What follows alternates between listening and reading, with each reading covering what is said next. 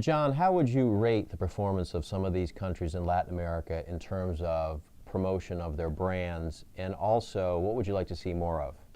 Well, overall, I would say it's about average, average to below average, because I think that most of the Latin American countries are more tactically focused than strategically focused.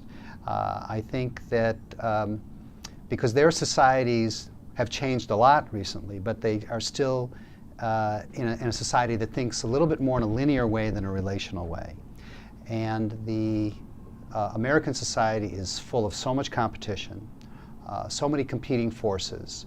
The average American is said to see, hear, or read more than 1,500 marketing messages a day.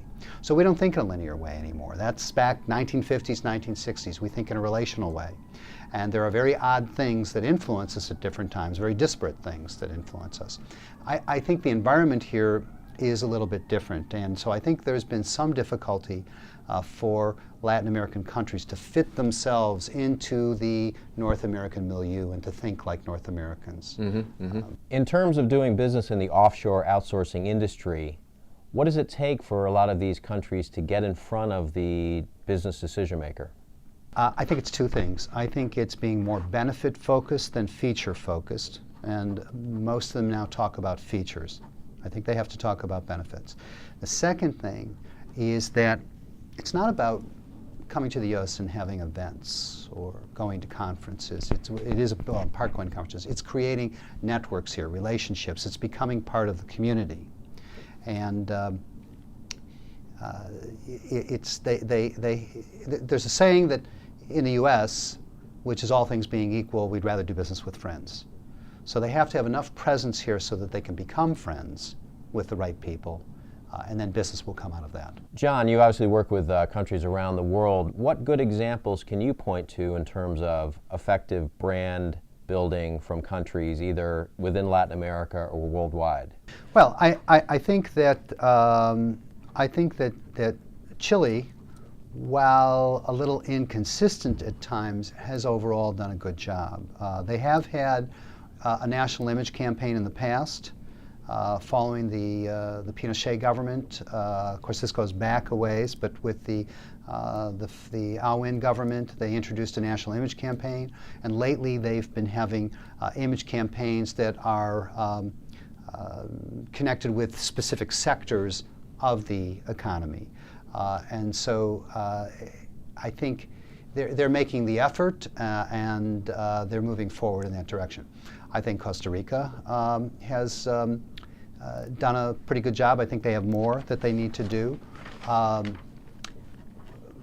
Brazil is fortunate because Brazil is a country like the U.S. that can grow just based on internal consumption.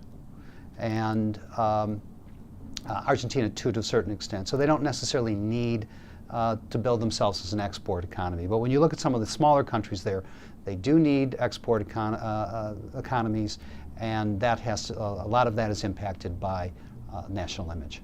Jon, in the past you've talked about the need for values as part of the communication of brand building for countries.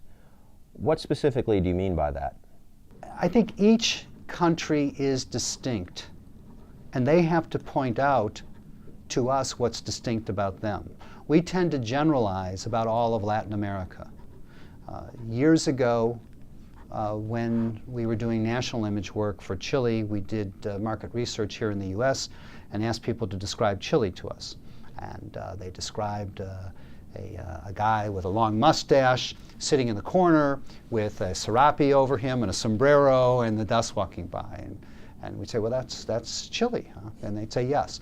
So when we started to get into the tactical realm and do things like advertising, we showed imagery of fjords and mountains so that they could see what Chile really looked like.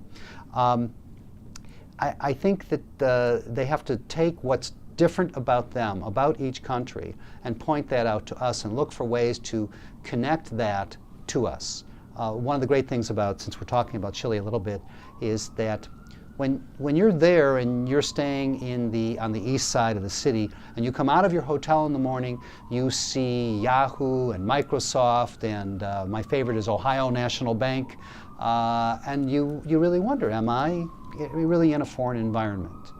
So you begin to connect very quickly with what's there. Mm-hmm. But of course, when we're here, when we're thousands of miles away, it's a little bit more difficult to make that connection.